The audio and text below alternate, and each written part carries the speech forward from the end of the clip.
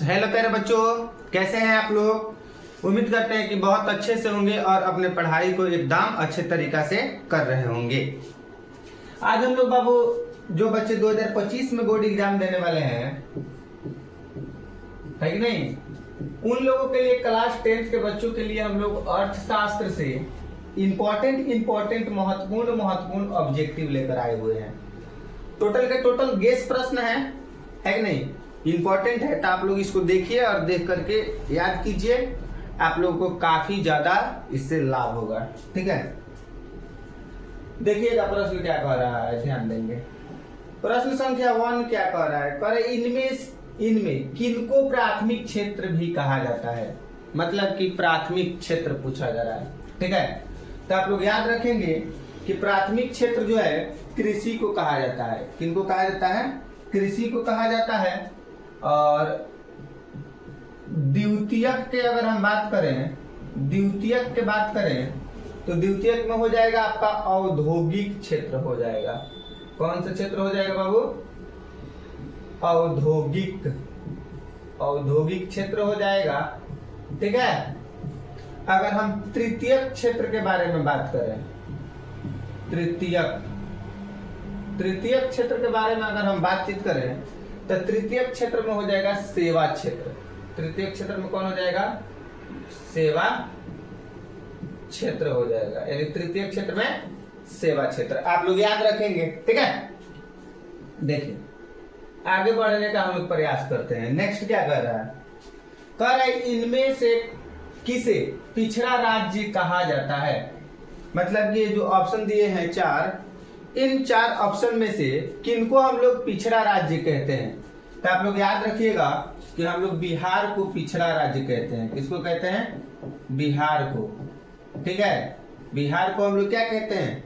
पिछड़ा राज्य कहते हैं। ठीक है, आप लोग याद रखिएगा। ठीक, चलिए आगे बढ़ने का प्रयास करते हैं, देखिएगा ध्यान से। नेक्स्ट प्रश्न क्या कह रहा है, कह रहा है कि भारत में किस राज्य की प्रति व्यक्ति आय सबसे कम है। मतलब कि भारत का वह कौन ऐसा राज्य है जिस राज्य में रहने वाले लोगों की इनकम यानी पैसा का सोर्स बहुत ज्यादा कम है। ठीक है, तो कम के बात किया जा रहा है बाबू, भारत के किस राज्य की प्रति व्यक्ति आय सबसे कम है। तो भारत के बिहार राज्य की प्रति व्यक्ति आय क्या है? सबसे कम है कि नहीं। और सबसे अधिक के अगर हम बात करें, सबसे अधिक की अगर हम बात करें कि कहां की सबसे अधिक है, तो इसमें से हो जाएगा बाबू गोवा। अधिक की अगर बात करें तो कौन सा हो जाएगा? गोवा हो जाएगा। आप लोग क्या करेंगे? याद रखेंगे। ठीक है, कम यानी कि किस राज्य की प्रति व्यक्ति आय कम है, तो बिहार की प्रति व्यक्ति आय कम है। और किस राज्य की प्रति व्यक्ति आय अधिक है, तो गोवा राज्य की प्रति व्यक्ति आय क्या है? अधिक है। आप लोग क्या करेंगे? याद रखेंगे। ठीक है, बहुत अच्छा। देखिएगा आगे देखने का प्रयास करते हैं। बिहार में जीवन यापन का मुख्य साधन है। मतलब कि बिहार में जीवन यापन का मतलब मुख्य साधन, मतलब सबसे ज्यादा बिहार के लोग का जीवन यापन करने का मुख्य साधन बाबू कृषि ही है। मतलब खेती बाड़ी है। खेती से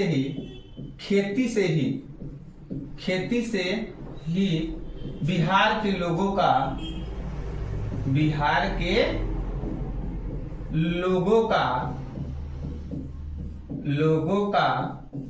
अधिकतर जीवन यापन होता है।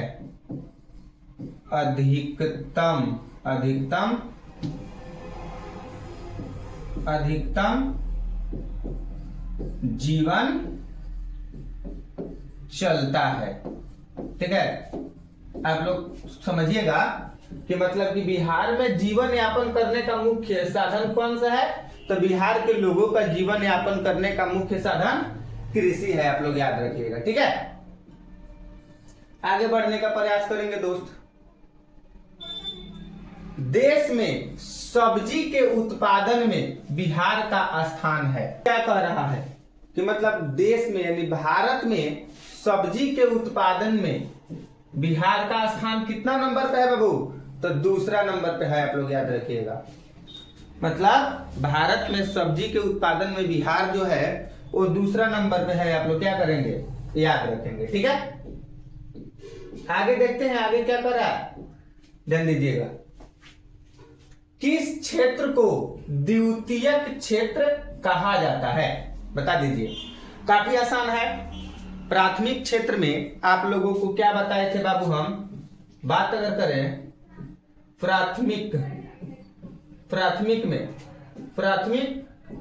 क्षेत्र में, तो प्राथमिक क्षेत्र में आप लोगों से हम कृषि बताए हुए थे। क्या बताए थे बाबू, कृषि बताए थे। ठीक है, और द्वितीयक क्षेत्र जो हो जाएगा वो उद्योग हो जाएगा। द्वितीयक क्षेत्र में क्या हो जाएगा बाबू, उद्योग हो जाएगा।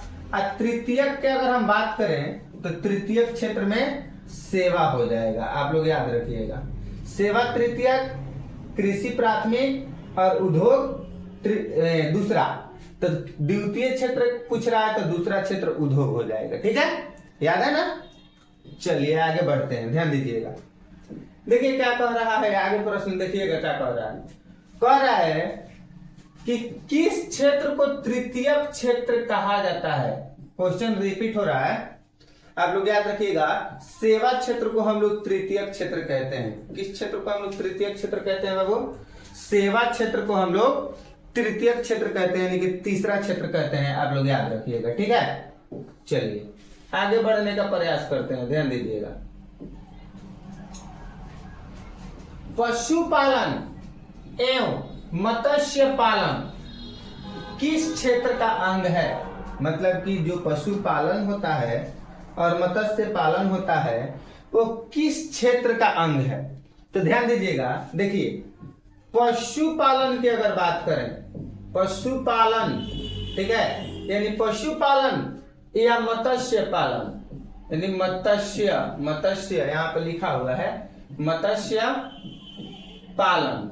अगर हम पशुपालन की बात करें या मत्स्य पालन की बात करें तो ये जितने भी पालन हैं ये सब कृषि के अंतर्गत आते हैं। किसके अंतर्गत आते हैं बाबू, कृषि के अंतर्गत आते हैं। हमारा जो कृषि है वो प्राथमिक क्षेत्र है। कौन सा है बाबू, प्राथमिक। कौन सा क्षेत्र है, प्राथमिक है। कौन सा क्षेत्र है, प्राथमिक है। आप लोग याद रखिएगा, कौन सा क्षेत्र है, प्राथमिक है। तो पशुपालन एवं मत्स्य पालन किस क्षेत्र में आता है, प्राथमिक क्षेत्र में आता है। आप लोग इस चीज को क्या करेंगे, याद रखेंगे। समझ में आ रहा है ना दोस्त। चलिए आगे बढ़ते हैं, ध्यान दीजिएगा क्या कह रहा है, ध्यान देंगे। कह रहा है कि बिहार के किस जिले की प्रति व्यक्ति आय सबसे कम है। ठीक है, मतलब कि बिहार का वह कौन ऐसा जिला है जहां के व्यक्तियों का इनकम सबसे कम है।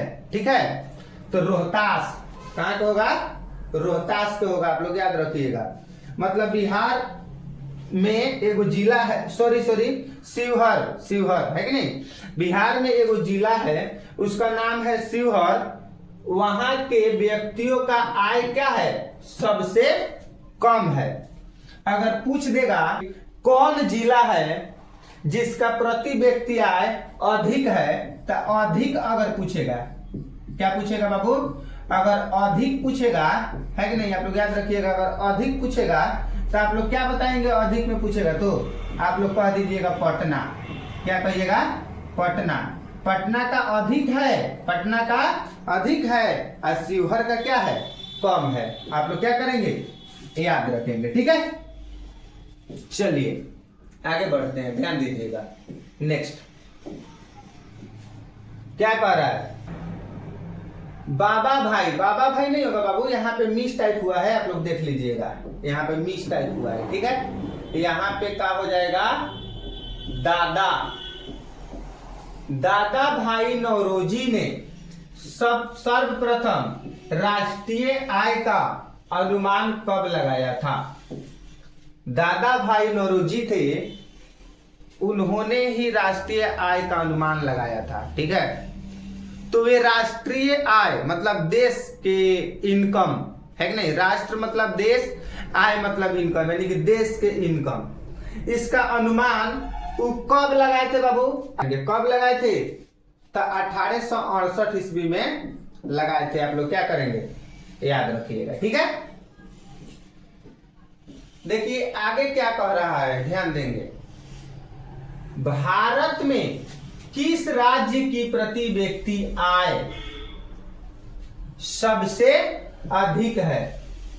मतलब कि भारत की वह कौन ऐसा राज्य है जिसका प्रति व्यक्ति आय क्या है, अधिक है। अधिक के बात किया जा रहा है, ठीक है दोस्त। तो अधिक में क्या हो जाएगा, आप लोग ध्यान दीजिएगा। अधिक में हो जाएगा गोवा। अधिक में कौन हो जाएगा, गोवा हो जाएगा, है कि नहीं? ध्यान दीजिएगा, अधिक में क्या हो जाएगा, गोवा हो जाएगा। अगर कम का पूछे, अगर कम का पूछे तो कम में कौन सा हो जाएगा बाबू? कम में आपका कौन सा हो जाएगा, बिहार हो जाएगा। आप लोग याद रखिएगा, कौन हो जाएगा, बिहार हो जाएगा। यानी कि अगर ज्यादा का पूछे, मतलब भारत के किस राज्य की प्रति व्यक्ति आय कम है तो बिहार की कम है। भारत की किस राज्य की प्रति व्यक्ति आय अधिक है तो गोवा का क्या है, अधिक है। आप लोग याद रखिएगा, ठीक है। चलिए देखिएगा आगे क्या कह रहा है। कह रहे भारत की राष्ट्रीय आय का सर्वप्रथम अनुमान किसने लगाया? एकदम आसान है, काफी आसान है। मतलब भारत में राष्ट्रीय आय का अनुमान सबसे पहले किसने लगाया? तो आप लोग याद रखेंगे बाबू, अभी अभी बातचीत हम लोग किए हैं, दादा भाई नौरोजी। किसने लगाया था बाबू राष्ट्रीय आय का अनुमान? सर्वप्रथम दादा भाई नौरोजी लगाए थे, ठीक है। चलिएगा देखते हैं नेक्स्ट।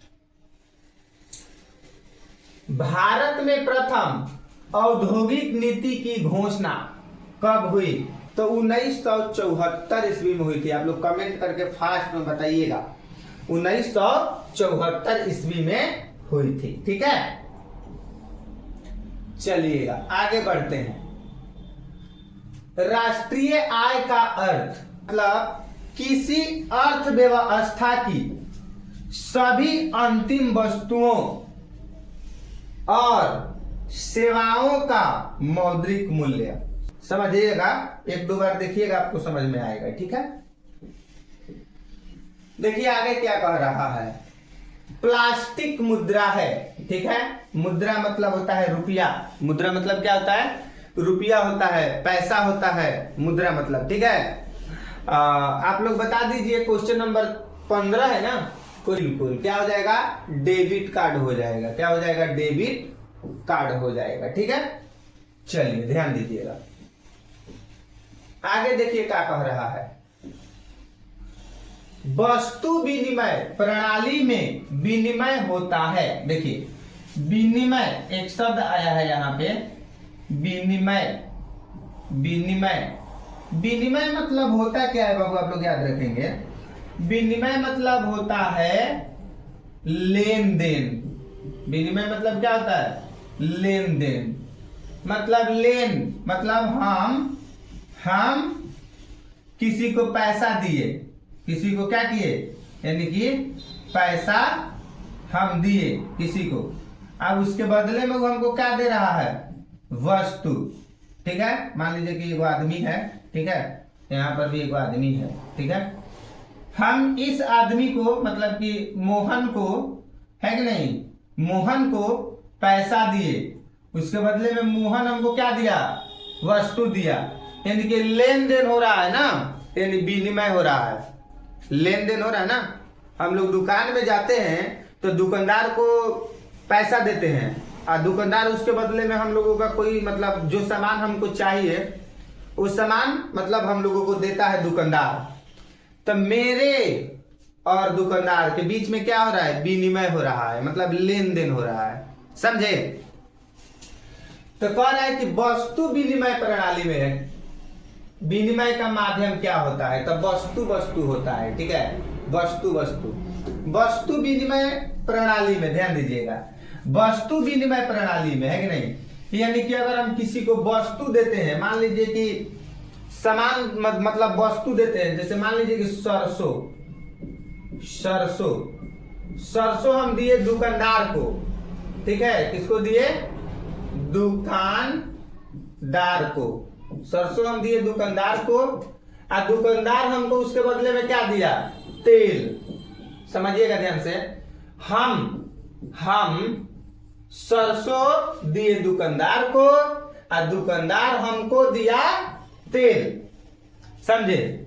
यानी कि हम वस्तु दे रहे हैं दुकानदार को, तो हमको भी वो क्या दे रहा है? वस्तु दे रहा है। समझ में आ रहा है ना?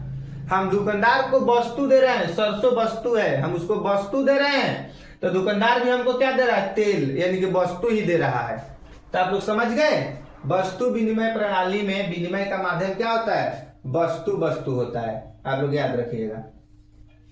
देखिएगा आगे, देखिए क्या कह रहा है।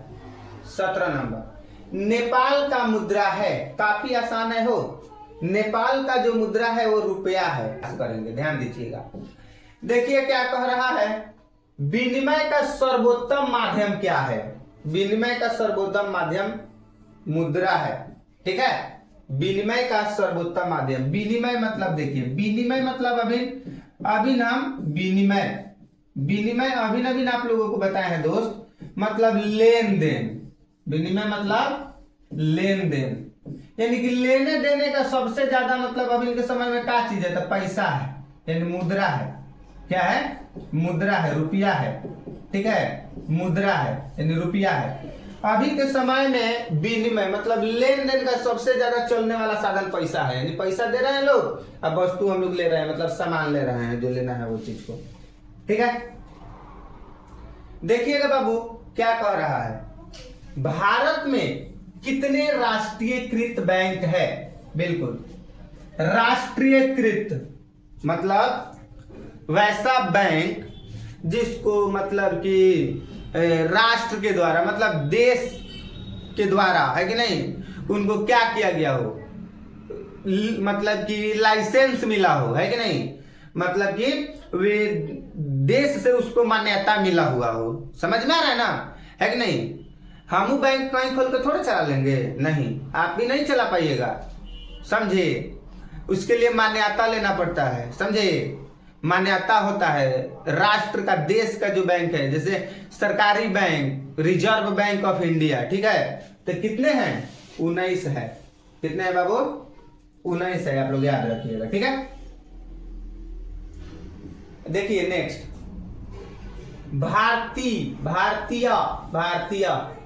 भारतीय रिजर्व बैंक की स्थापना कब हुई?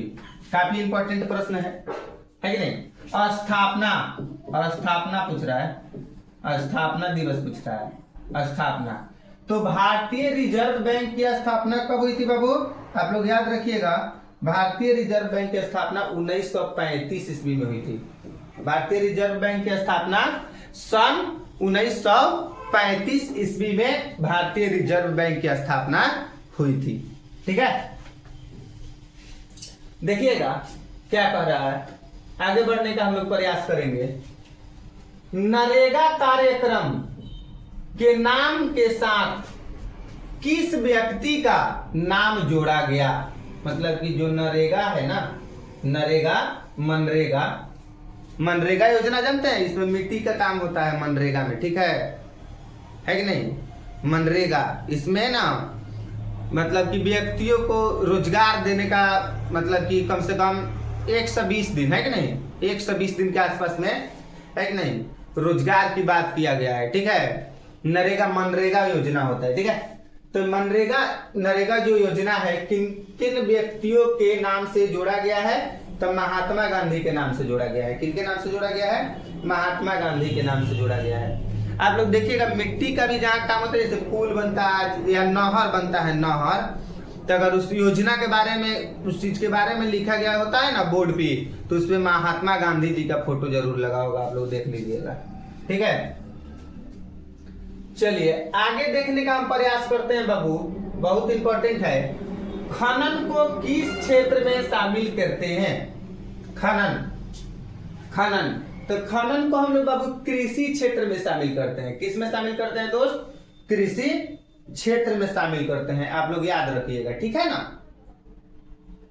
भारत में आर्थिक सुधार आरंभ हुआ कब होगा? 1991 में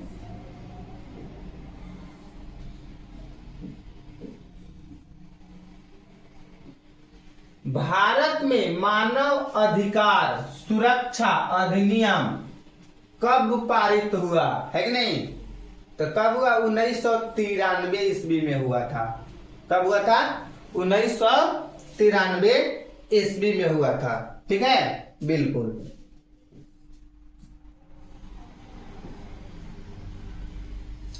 मनरेगा कार्यकाल की शुरुआत किस राज्य से हुई? मतलब कि जो मनरेगा योजना है,